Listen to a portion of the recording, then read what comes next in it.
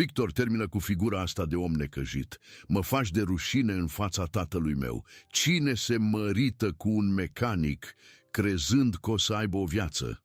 Spune-mi și mie. Vorbește mai încet, te aud vecinii. Nimeni de pe strada asta nu vrea să-ți asculte poveștile cu uleiul de pe mâini. 15 ani și tot cu geaca aia veche pe umeri ai rămas. Eu am obosit, Victor. Am obosit de tot. Vreau divorțul.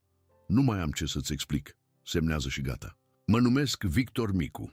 Am 43 de ani și timp de aproape 20 de ani din viața mea de om matur am crezut într-un singur lucru. Un lucru simplu.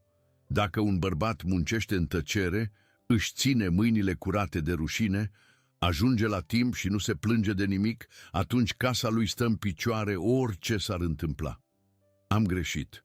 Ce nu știa Daniela, în seara aia cu ploaie rece, care bătea în geamul bucătăriei de pe strada Bartolomeu, era că omul al cărui fiu îl scosesem cu 9 ani în urmă dintr-o mașină în flăcări, pe șoseaua spre Poiana Brașov, avea să oprească limuzina lui neagră chiar pe bulevardul acela pustiu, la câteva sute de metri de casa noastră, la doar câteva minute după ce eu aveam să ies pe ușă fără o vorbă. Înainte să intrăm în povestea asta, spune-mi în comentarii din ce colț al lumii mă asculți acum și abonează-te, fiindcă ce-am găsit în seara aia, dincolo de ușa unei case pe care nu mai văzusem de 9 ani, a schimbat tot ce credeam că știu despre propria mea familie. Era o marți din octombrie, una dintre acele seri de octombrie, brașovean, în care cerul se lasă jos peste tâmpa și ploaia nu cade, ci se scurge, ca și cum orașul întreg ar plânge fără să vrea să se vadă. Îmi amintesc mirosul din bucătărie, miros de tocană rămasă de ieri, de ceapă călită și de pâine ținută în punga de hârtie pe raftul de deasupra chiuvetei. Aveam pe aragaz ibricul vechi, cel de aluminiu, cu mânerul topit pe o parte de la o flacără de acum 10 ani, și fierbea apa pentru un ceai pe care nimeni n-avea să-l bea în seara aceea. Îmi amintiesc de fiecare lucru din bucătăria aia ca și cum aș fi fotografiat-o.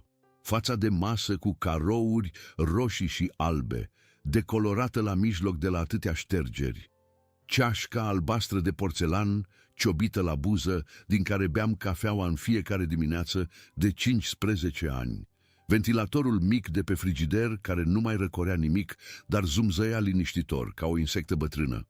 Radioul vecinei de la 3, care dădea mereu la ora aia o melodie veche, dintre acelea pe care le fredona mama când eram copil.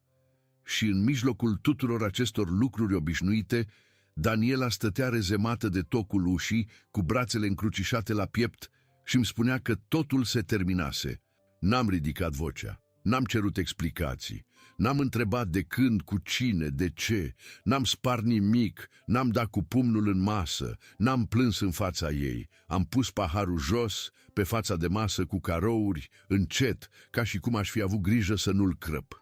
Mi-am luat geaca veche de piele de pe cuierul de lângă ușă, aceeași geacă de care se rușina ea, și am ieșit. În sufragerie, lipită de geam, era Miruna, fata mea de 13 ani, cu părul prins într-o coadă strâmbă, cu pijamaua cu ursuleți pe care nu voia să o mai poarte, dar o mai purta încă, în serile reci. Se uita la mine prin geamul aburit. N-am putut să-i spun nimic. Am ridicat doar mâna ușor, ca și cum aș fi vrut să o ating de la distanță, și am ieșit pe ușă în ploaie. Tăcerea aia n-a fost o slăbiciune. Sunt oameni care confundă omul tăcut cu omul frânt. N-a fost niciodată același lucru. Am mers fără țintă pe bulevardul pustiu, cu mâinile în buzunare și cu inima grea ca o piatră de râu. Ploaia îmi intra pe la guler și mi se prelingea pe spate, dar nu simțeam frigul. Simțeam altceva. Simțeam cum 15 ani se scurg din mine, unul câte unul, pe caldărâmul ud, și nu puteam să-i opresc. Ca să înțelegeți ce s-a rupt în seara aia, trebuie să vă spun cine eram înainte de ea. Sunt fiul lui Gheorghe Micu, care a lucrat 40 de ani la uzina de autocamioane din Brașov, până când uzina a început să moară încet, așa cum mor lucrurile mari, bucată cu bucată. Sunt nepotul lui Anton, care avea un atelier de biciclete pe strada lungă și care m-a învățat, când aveam 9 ani, că un lucru stricat nu se aruncă, se deschide, se privește pe dinăuntru și se înțelege. Sunt omul care la 17 ani a intrat ucenic la un service auto de pe strada Zizinului și n-a mai ieșit de acolo timp de 26 de ani. Eu sunt mâinile mele. Asta am fost mereu. Mâini care știu pe întuneric, doar după sunet, ce hârâie într-un motor. Mâini care au ținut capul unui om străin ca să nu se lovească, în timp ce flăcările îi mâncau bordul mașinii. Mâini care au schimbat scutece, care au montat un pat de copil la 3 noaptea, care au strâns șuruburi, pentru ca alți oameni să ajungă acasă, la familiile lor. Am cunoscut-o pe Daniela acum 17 ani, la nunta unui văr de-al meu, la un restaurant de la marginea Brașovului spre Bod. Ea purta o rochie verde și râdea de ceva ce spusese o prietenă de-a ei și eu am crezut în clipa aia că râsul ei era cel mai frumos lucru pe care l-auzisem vreodată. Am dansat un vals stângaci. I-am călcat pe pantof. Ea nu s-a supărat, m-a privit și mi-a zis: "Tu ești altfel decât ceilalți. Tu ești un om serios." Serios. Ăsta a fost cuvântul cu care m-a legat de ea și eu m-am agățat de el ca de un colac de salvare, ani și ani, chiar și atunci când în ochii ei cuvântul serios se transformase încet în plictisitor, apoi în limitat, apoi în mecanicul ăsta. Ne-am căsătorit după 2 ani. Am făcut nunta la o sală modestă din Bartolomeu, cu lăutari, cu sarmale, cu tot neamul adunat. Tatăl ei, Aurel, un fost contabil care se credea mai mult decât fusese vreodată, mi-a strâns mâna la nuntă și mi-a spus cu jumătate de gură, în timp ce zâmbea pentru fotografii: "Sper să te ridici, băiete, fata mea merită mai mult decât un salopetar." Mi-amintesc și acum cum m-a strâns de mână atunci, tare, ca și cum ar fi vrut să mă avertizeze. Am zâmbit, am dat din cap. Am crezut că, dacă muncesc destul de mult, o să-i închid gura într-o zi.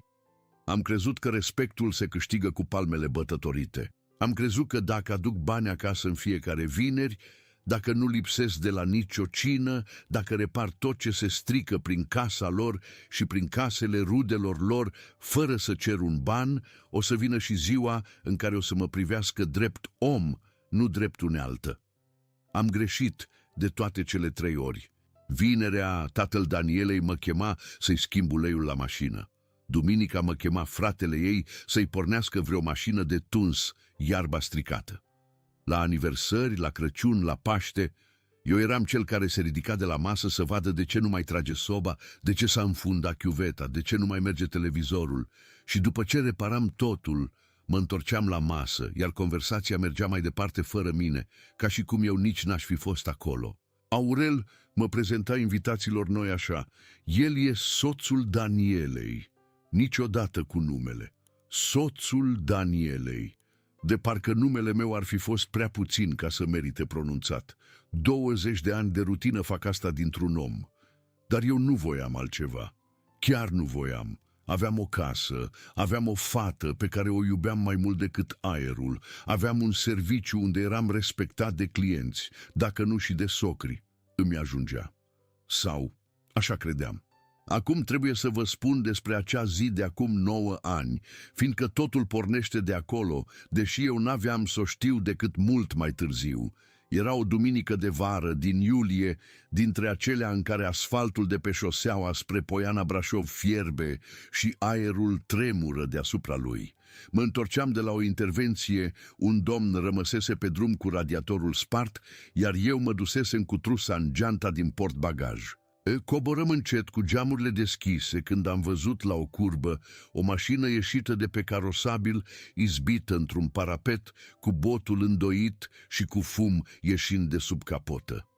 M-am oprit. Nu m-am gândit. Sunt lucruri care se întâmplă înainte de gând. Înăuntru era un băiat tânăr, poate 22-23 de ani, prins cu piciorul sub bord, cu fața plină de sânge, țipând. Fumul se îngroșa. Am tras de portieră, era blocată. Am spart geamul cu cotul, mi-am tăiat brațul, nici acum nu se vede bine cicatricea, dar e acolo. L-am apucat de sub brațe și am tras cu toată puterea din mine, în timp ce sub capotă începea să pâlpâie o limbă de foc portocalie. L-am scos. L-am târât până în șanțul de pe partea cealaltă a drumului. Și acolo, la câteva secunde, mașina a luat foc de-a binelea, cu un pufnet surd care mi-a rămas în urechi ani de zile. Băiatul plângea, mă ținea de mână, îmi spunea ceva ce nu înțelegeam. A venit o ambulanță, au venit pompierii, a venit poliția, m-au întrebat cum mă cheamă. Am spus, mi-au mulțumit.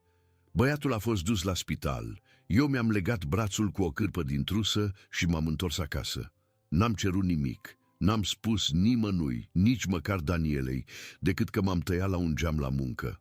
Aurel oricum m-ar fi întrebat cât am luat pe treaba asta, iar eu n-aveam un răspuns care să-l mulțumească. Am uitat de băiatul acela, sau am crezut că l-am uitat.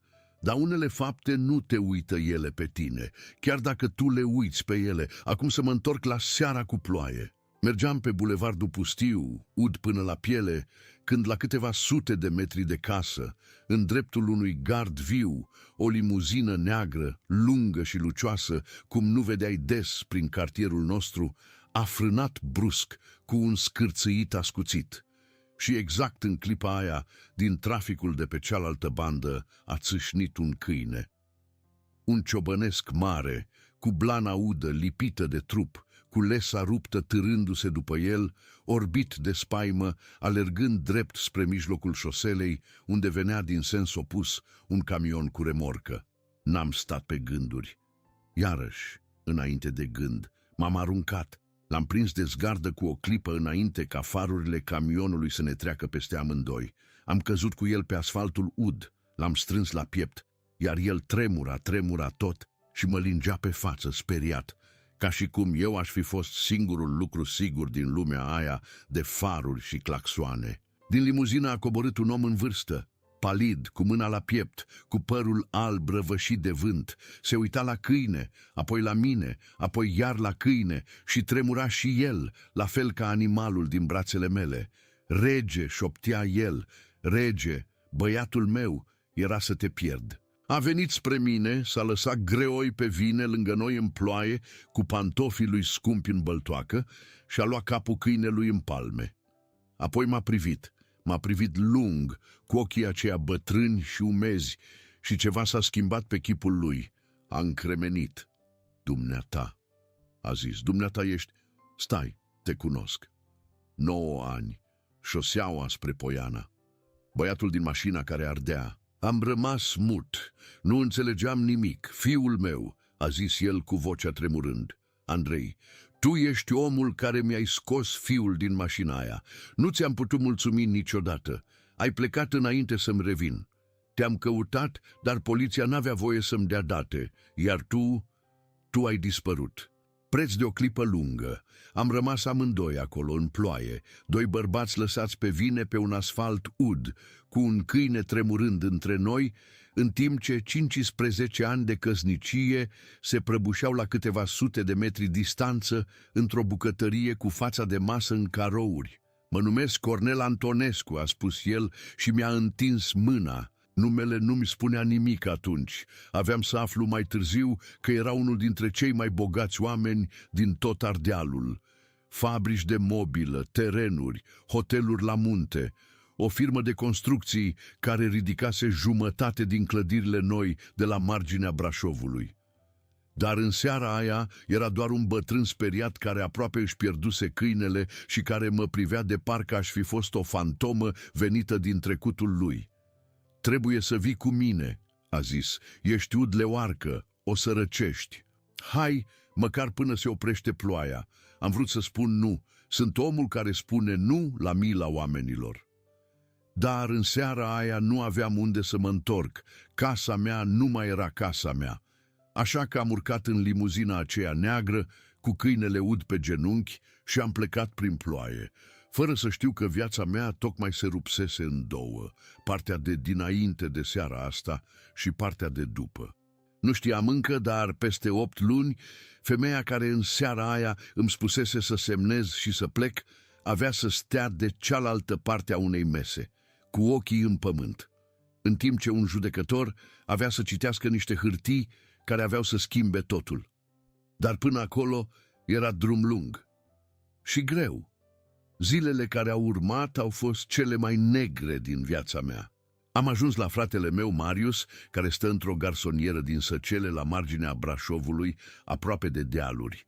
Marius e cu 3 ani mai mic decât mine, necăsătorit, cu inima mare și cu portofelul mereu gol. M-a primit fără o vorbă. Mi-a întins o pernă, o pătură și mi-a zis doar atât: "Stai cât ai nevoie, frate, casa asta e și a ta." Și eu am dormit pe canapeaua lui, cu genunchii îndoiți fiindcă era prea scurtă, ascultând ploaia care nu se mai oprea și gândindu-mă la Miruna, care dormea la câțiva kilometri distanță, într-o casă care nu mă mai voia. Dormeam prost, mă trezeam la 3, la 4 dimineața și mă uitam în tavan. Îmi imaginam fața Mirunei lipită de geam, ridicam mâna în întuneric ca și cum aș fi putut să o ating. Nu o puteam atinge. Am pierdut și serviciul. Șeful meu de la serviciul de pe strada Zizinului, un om altfel de treabă, m-a chemat în birou după o săptămână de întârzieri și absențe și mi-a zis: "Victor, îmi pare rău. Ești cel mai bun mecanic pe care l-am avut. Dar nu mai vii la timp, nu mai ești cu capul aici, iar clienții se plâng. Trebuie să te las să pleci." Mi-a strâns mâna. Mi-a dat plata pe zilele lucrate. Și am ieșit pe poarta pe care intrasem în fiecare dimineață timp de ani de zile, cu trusa mea de scule în geantă și cu senzația că nu mai am nimic al meu pe lume. În aceleași zile, telefonul îmi suna cu un singur fel de veste: Daniela. Sau, mai bine zis, un avocat pe care Daniela îl angajase.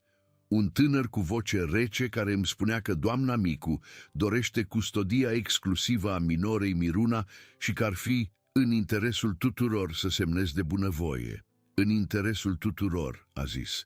Domnule Micu, în situația dumneavoastră actuală, fără loc de muncă, fără locuință, un judecător oricum ar decide la fel.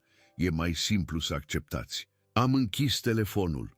Mi s-au înmuiat picioarele. M-am așezat pe bordura din fața blocului fratelui meu, cu capul în mâini, și pentru prima dată în mulți ani am plâns. Nu cu zgomot. Bărbații ca mine nu plâng cu zgomot. Am plâns pe dinăuntru, cu umerii nemișcați, în timp ce pe afară păream doar un om obosit care se odihnește pe o bordură. Fiindcă asta îmi luau, nu casa, nu banii, nu mândria, îmi luau fata. Miruna mă suna pe ascuns, seara, când mama ei nu era atentă. Vorbea încet, cu vocea tremurândă: "Tati, când vii să mă iei?" "Curând, puiule, curând. Mami zice că tu ai plecat, că tu ne-ai lăsat." Și aici, ascultați-mă, aici a fost cel mai greu, fiindcă eu nu plecasem. Eu fusesem dat afară. Dar ce copil de 13 ani înțelege diferența când mama lui plânge la masă și spune că tata i-a părăsit? Aș fi putut să-i spun adevărul. Aș fi putut să-i spun cine i-a cerut cui divorțul, în ce seară, cu ce cuvinte. Dar n-am făcut-o. N-am vrut să o pun pe fata mea să aleagă între tatăl și mama ei, așa că am înghițit și asta. Nu, puiule, tati nu v-a lăsat. Tati te iubește mai mult decât orice pe lume. Ține minte asta orice ți-ar spune. Ai auzit? Orice. Și mai era ceva, sau mai bine zis cineva, un bărbat. Aflasem că Daniela nu se hotărâse peste noapte. În spatele divorțului era un om, un anume Costin Radu, un om de afaceri, îmbrăcat mereu la costum, cu ceas scump și cu mașină nemțească, care apăruse în viața ei cu vreo 6 luni înainte, la firma de contabilitate unde lucra ea de câțiva ani. Vorbea frumos, promitea mult, avea planuri mari. Îi promisese Danielei o viață pe care eu, cu mâinile mele pline de ulei, nu i-o puteam da. Un apartament nou, o mașină, vacanțe, un bărbat de care să nu se rușineze la petrecerile socrului ei. Și Costin ăsta o presa pe Daniela să încheie totul cât mai repede, să obțină custodia, să mă scoată complet din peisaj. Mai târziu aveam să înțeleg de ce se grăbea atât. Dar atunci credeam doar că e un om lacom care voia o femeie și odată cu ea liniștea de a nu avea un fost soț care se învârte prin preajmă. Îmi ziceam, totul e pierdut. Am pierdut soția, am pierdut casa, am pierdut serviciul și acum îmi pierd și fata. Ce mai rămâne dintr-un om când îi se iau toate astea deodată? Dar exact atunci, când eram jos de tot, m-a sunat Cornel Antonescu. Victor, a zis, vino până la mine, am o vorbă cu tine, e important.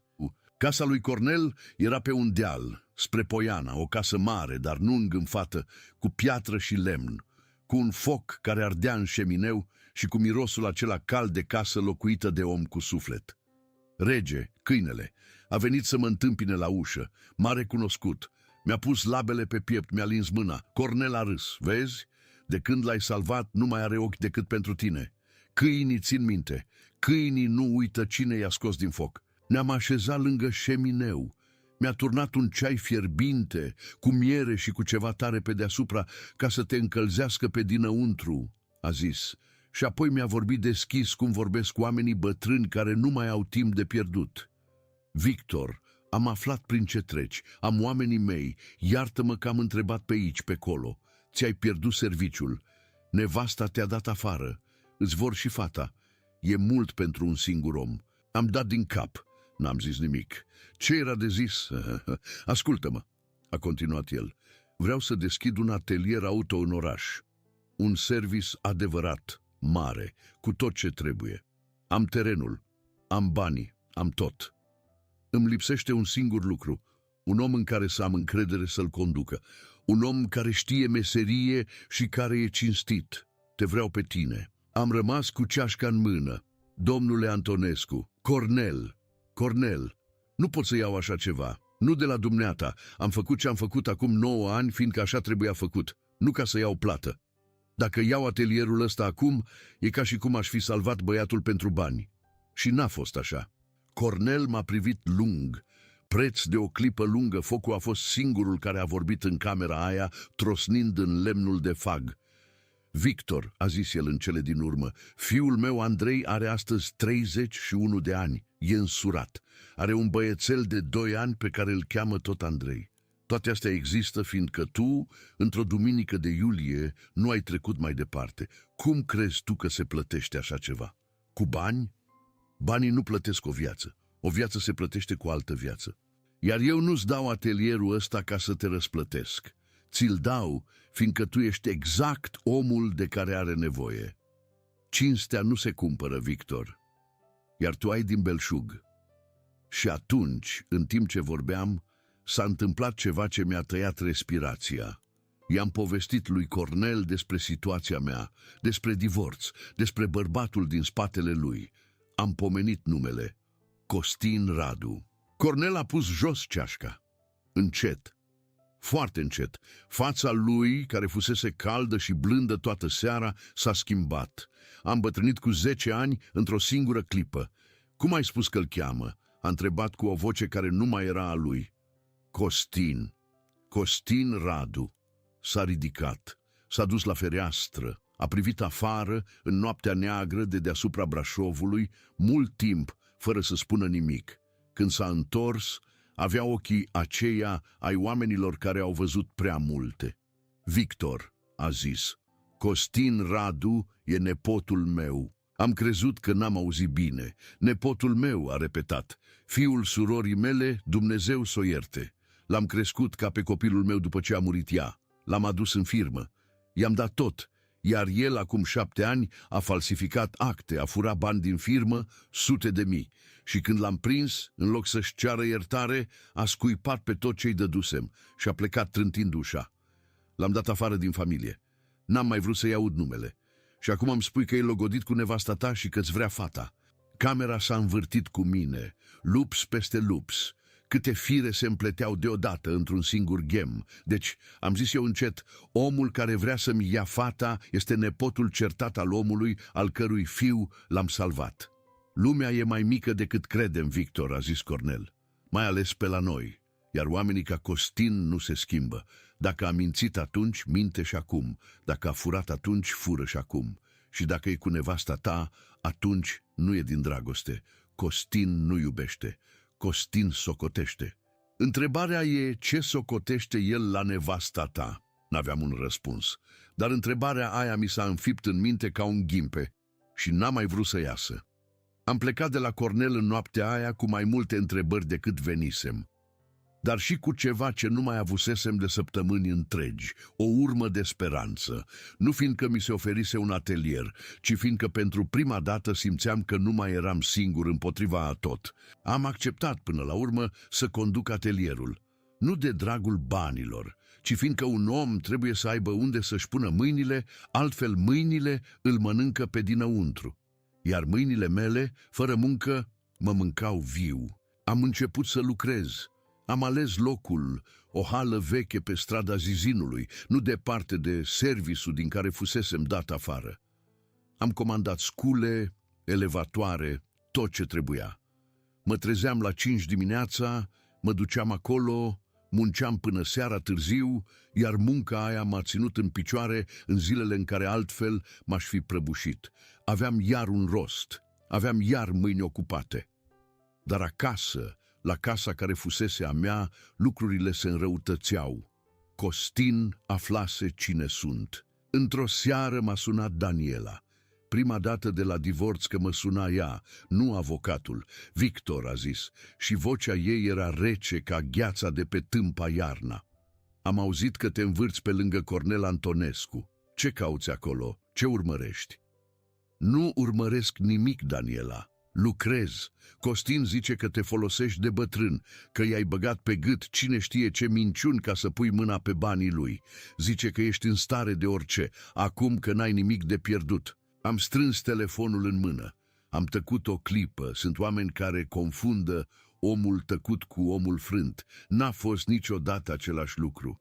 Daniela, am zis în cele din urmă, întreabă-l pe Costin de unde îl cunoaște pe Cornel Antonescu. Întreabă-l și uită-te la fața lui când răspunde. A închis, dar sămânța fusese aruncată, iar semințele, chiar și cele aruncate pe piatră, uneori prind rădăcină.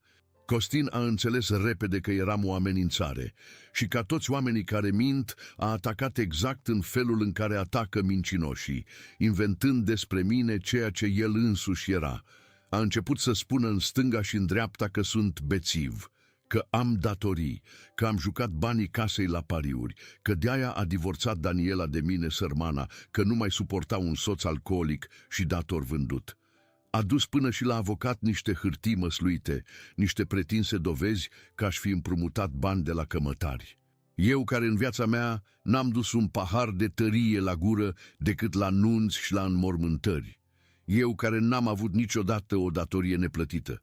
Eu, care mi-am numărat fiecare leu de 15 ani ca să ajungă până la sfârșitul lunii. N-am băut, n-am jucat, n-am furat, n-am mințit. N-am lipsit de la nicio cină în 15 ani. Iar acum stăteam cu o listă de păcate care nu erau ale mele, atârnându-mi de gât ca o piatră de moară. Și cel mai rău era că avea efect.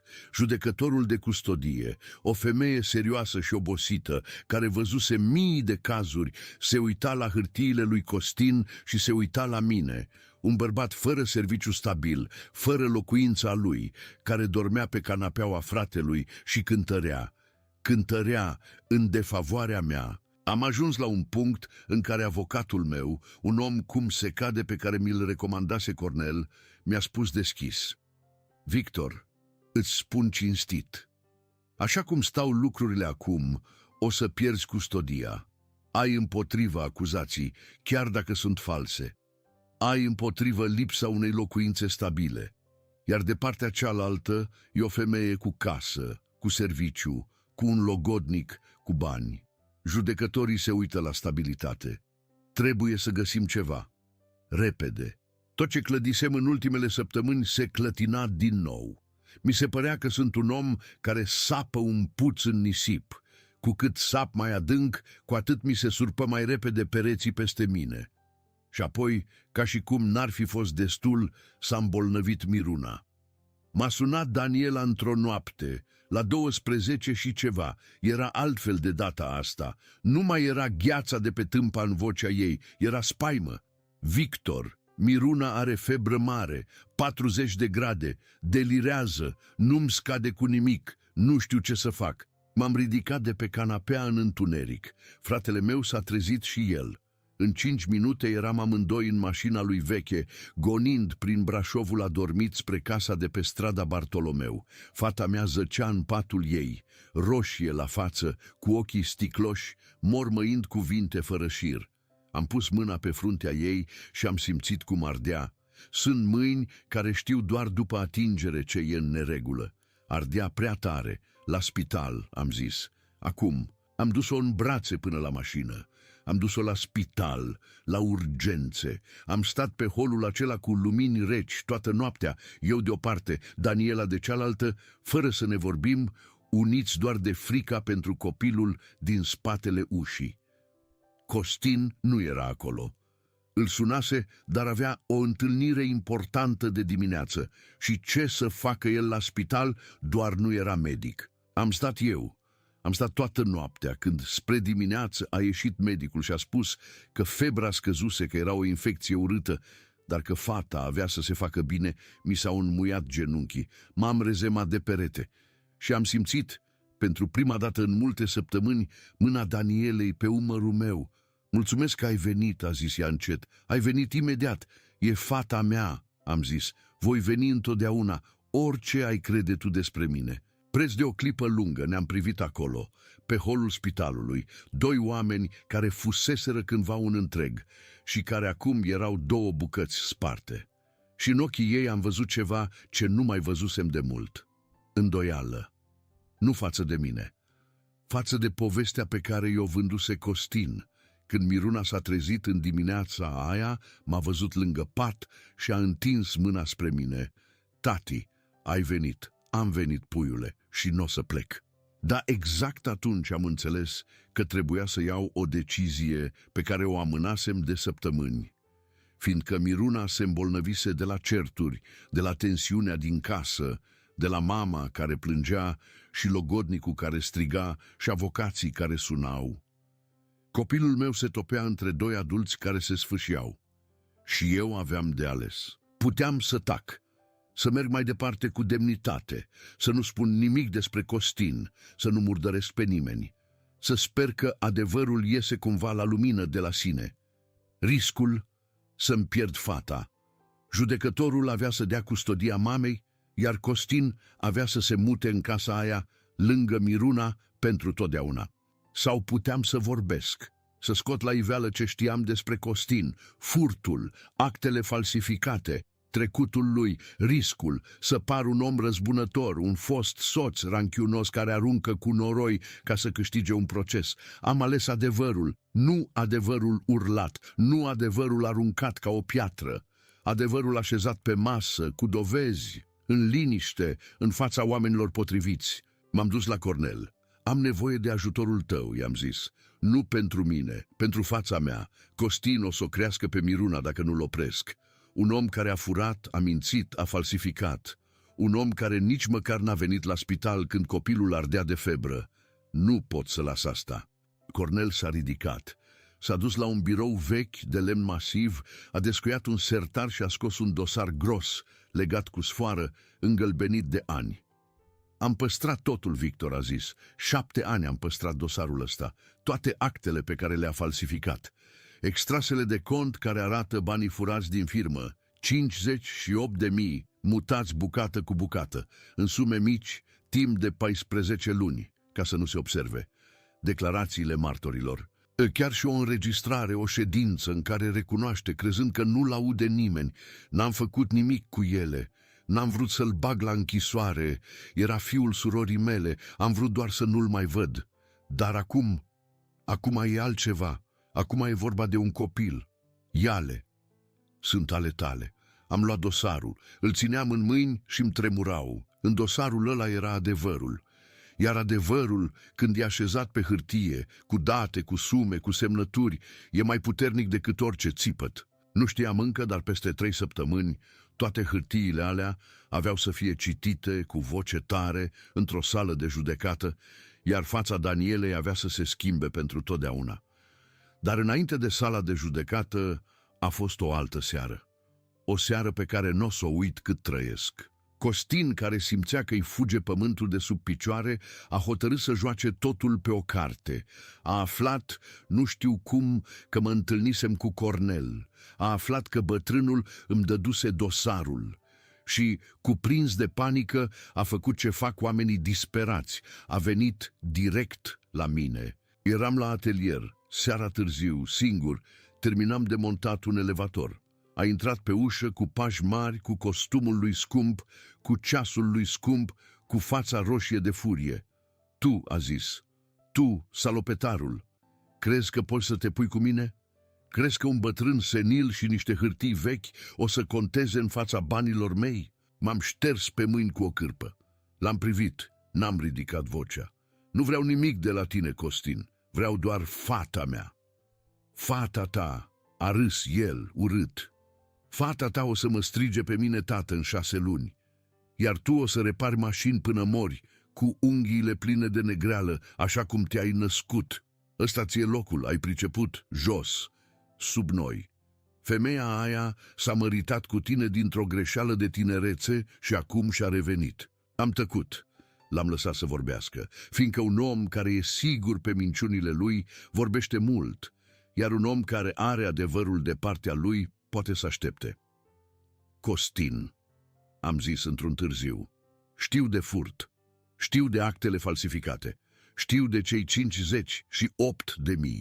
știu de ce te-a dat unchiul tău afară din familie și, mai important, știe și un judecător, începând de luna asta. Am văzut atunci ceva ce n-am să uit.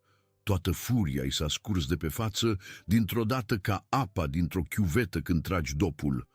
A rămas alb.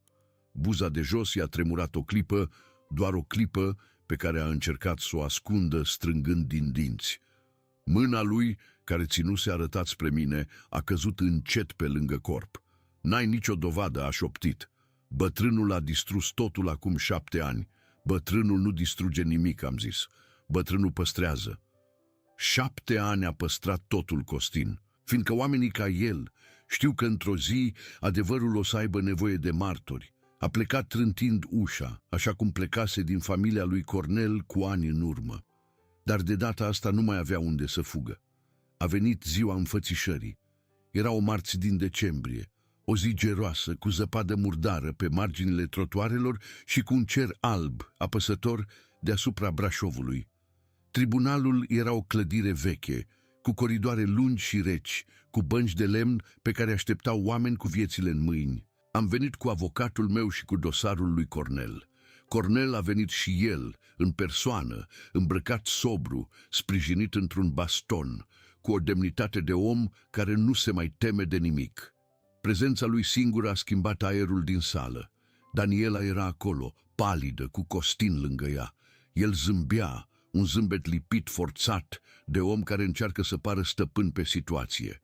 Aurel, socrul meu, stătea în spate, cu brațele încrucișate, privindu-mă cu aceeași dispreț de acum 17 ani. Judecătoarea a deschis ședința. Costin a vorbit primul, prin avocatul lui, și a repetat toate minciunile. Bețivul, datornicul, omul instabil, a depus hârtiile lui măsluite. Apoi a venit rândul nostru. Avocatul meu s-a ridicat și a spus, calm. Onorată instanță, apărarea dorește să prezinte probe privind credibilitatea domnului Costin Radu, cel care formulează aceste acuzații și care urmează, potrivit propriilor declarații, să locuiască împreună cu minora. Și a început să citească. A citit din extrasele de cont, 58.000 de lei, mutați în sume mici timp de 14 luni. A citit din actele falsificate. A prezentat declarațiile martorilor de acum 7 ani, iar la sfârșit, cu permisiunea instanței, a pus înregistrarea. Vocea lui Costin, mai tânără, dar aceeași, recunoscând, râzând, spunând că bătrânul e prea prost ca să bage de seamă.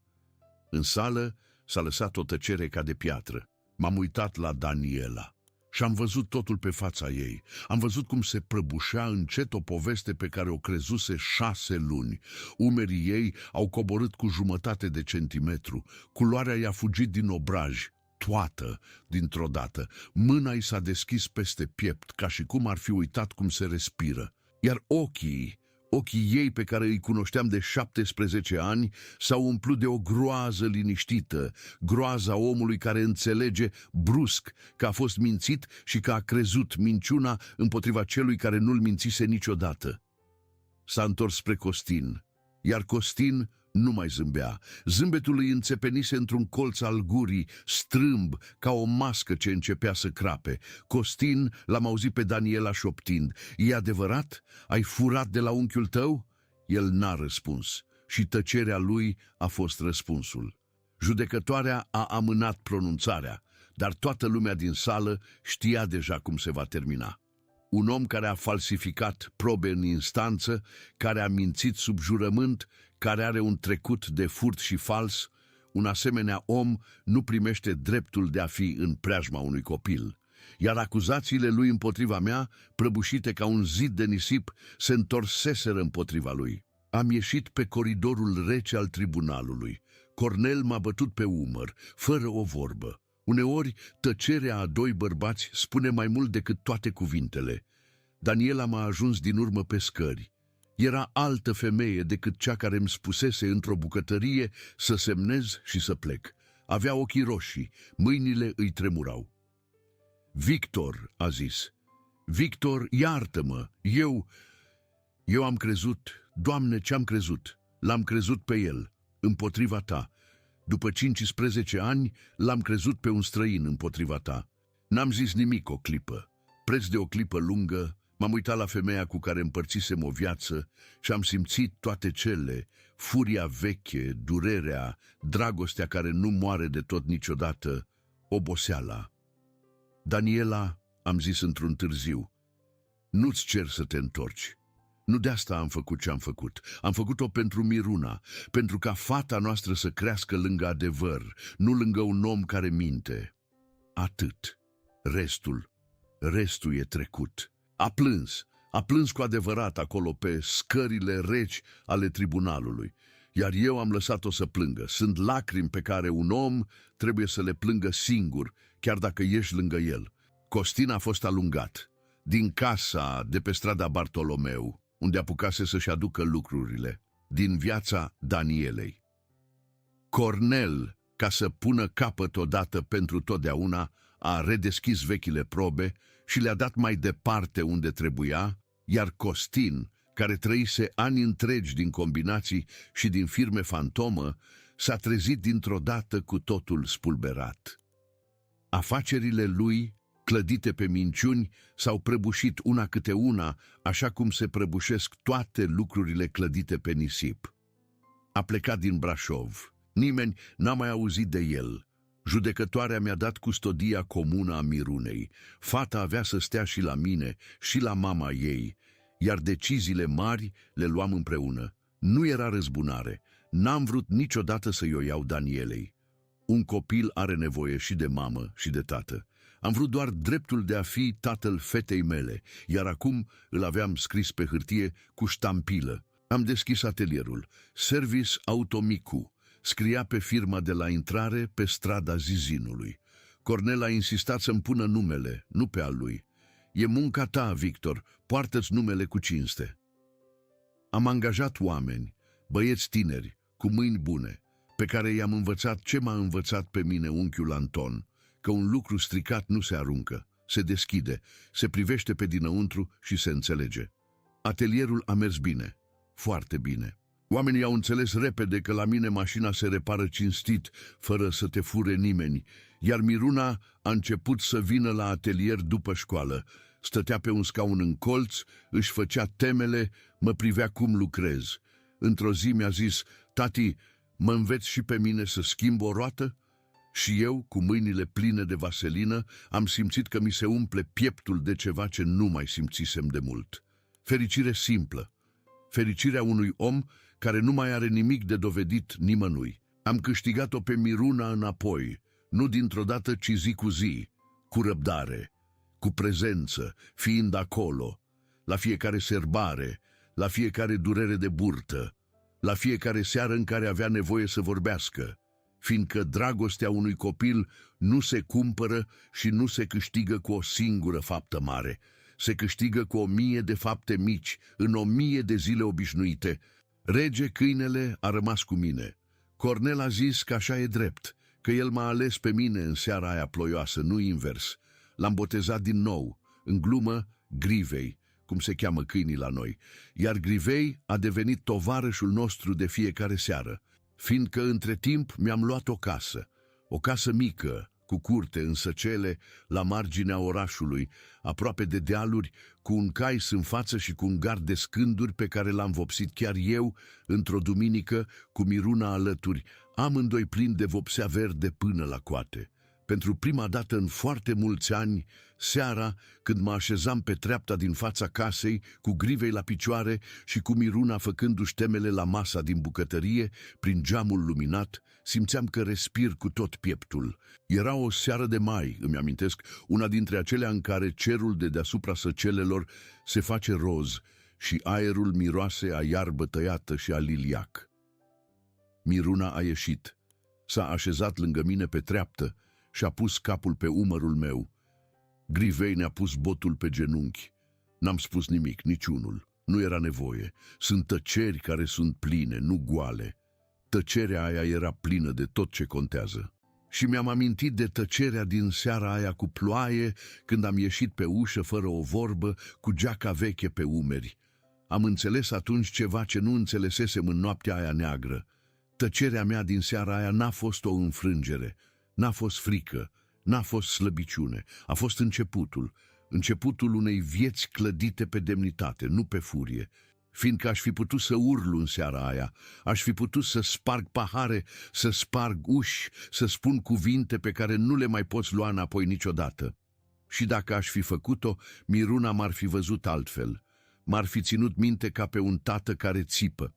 În loc de asta, m-a ținut minte ca pe un tată care a ieșit în tăcere și care s-a întors cu adevărul în mâini.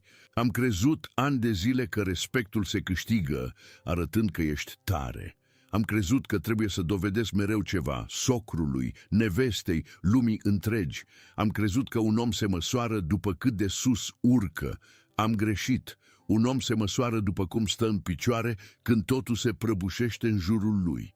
Iar eu, în seara aia ploioasă, în loc să mă prăbușesc, am ieșit pe ușă și am mers mai departe. Și la câteva sute de metri m-a așteptat, fără să știu, tot ce fusesem cândva, întorcându-se la mine sub forma unui câine speriat și a unui bătrân recunoscător. Cornel a rămas prieten cu mine până azi.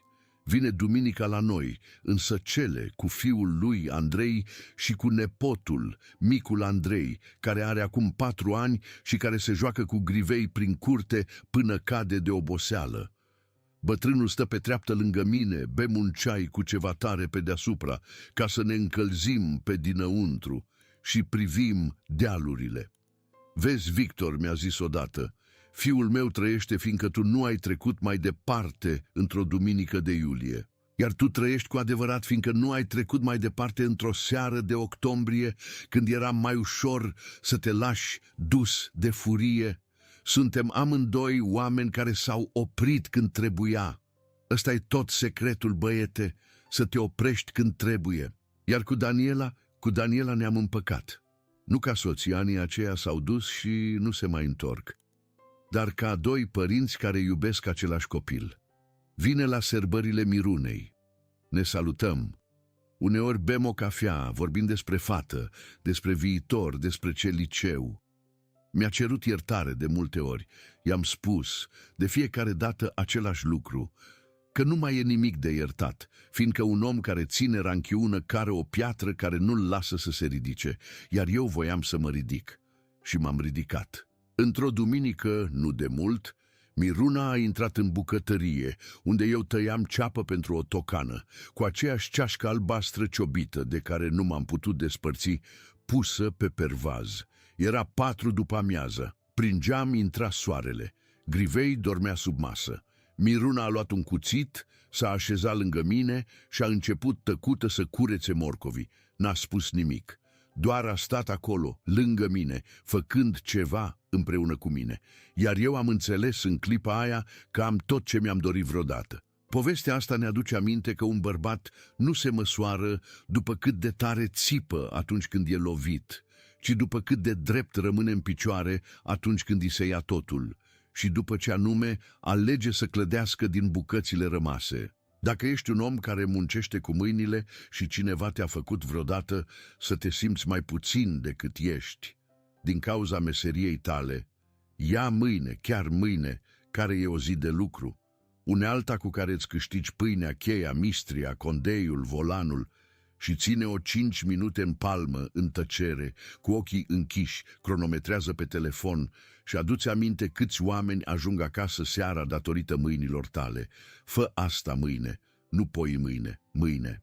Dacă ești un tată sau o mamă care a fost despărțit de copilul lui prin minciuni și prin ranchiună, ia duminica asta un caiet simplu cu spirală de câțiva lei de la magazinul din colț și un pix albastru și scrie-i copilului tău o scrisoare pe care poate nu o să o trimiți niciodată.